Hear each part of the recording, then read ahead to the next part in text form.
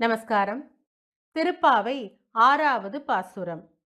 புள்ளும் சிலம்பினகான் புல்லரையன் கோயிலில் வெள்ளை விழிசங்கின் பேரரவம் கேட்டிலையோ, பிள்ளாய் எழுந்திராய் பேய்முலை நஞ்சுண்டு கள்ளச்சகடம் கலக்கழிய காலோச்சி வெள்ளத்தரவில் துயிலமர்ந்த வித்தினை உள்ளத்துக்கொண்டு முனிவர்களும் யோகிகளும் மெல்ல எழுந்து அரியென்ற பேரரவம் உள்ளம் புகழ்ந்து குளிர்ந்தேலோர் எம்பாவாய்.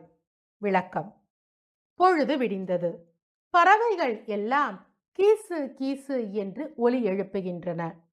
பறவை அரசனாம் கருடனை வாகனமாய்க் கொண்ட புல்லரையன் ஆலயத்தில் வெள்ளை சங்கு முழங்குகின்றது. அது தூங்கும் அனைவரையும் எழுந்து ஆலயத்திற்கு வாவென்று அழைப்பது போல் உள்ளது. ஆண்டாளின் தோழி இன்னும் படுக்கையை விட்டு எழவில்லை. ஆண்டாள் அவளை பார்த்து சொல்கிறாள், ஏ பெண்ணே, எழுந்திரு.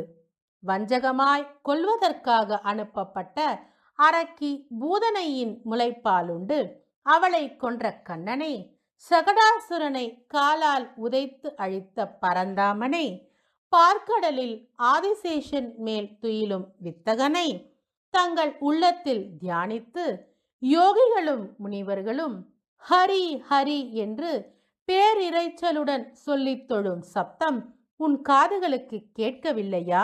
எழுந்திரு, உள்ளம் குளிர்ந்து மார்கழி நோன்புக்கு செல்வோமாக என்பது மேற்கண்ட பாசுரத்தின் விளக்கமாகும். இந்த பாசுரத்தை சேவிப்பவர்களுக்கு தீராத நோய் தீரும், மன அமைதி கிடைக்கும். மீண்டும் ஒருமுறை இந்த பாசுரத்தை சேர்ந்து சேவிப்போமா? புள்ளும் சிலம்பினகான் புல்லரையன் கோயிலில் வெள்ளை விழிசங்கின் பேரரவம் கேட்டிலையோ, பிள்ளாய் எழுந்திராய் பேய்முலை நஞ்சுண்டு கள்ளச்சகடம் கலக்கழிய காலோச்சி வெள்ளத்தரவில் துயிலமர்ந்த வித்தினை உள்ளத்துக்கொண்டு முனிவர்களும் யோகிகளும் மெல்ல எழுந்து அரியென்ற பேரரவம் உள்ளம் புகழ்ந்து குளிர்ந்தேலோர் எம்பாவாய். நன்றி. ஸ்ரீவில்லிபுத்தூர் ஸ்ரீ ஆண்டாள் ரங்கமன்னார் திருவடிகளே சரணம். கோதா காந்தஸ்மரணம். ஜெய் ஜெய் ரங்கரங்கா.